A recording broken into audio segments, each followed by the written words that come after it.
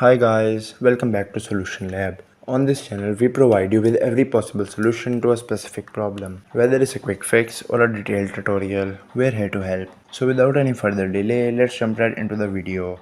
So in today's video, I'm gonna show you how you can join a group on IMO.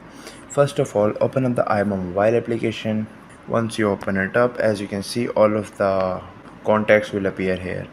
If you want to search a group, at the bottom right you can see a search button. Click on it and you can easily go for join group at the second option. You can also search a group if you want, otherwise I'm not gonna go for that because I don't know any of these groups.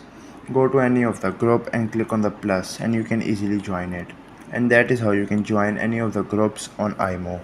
I hope this tutorial was helpful. If it was, please give it a thumbs up and consider subscribing to Solution Lab for more helpful tutorials. If you have any queries, leave them in the comments below. Till then, take care. See you next time.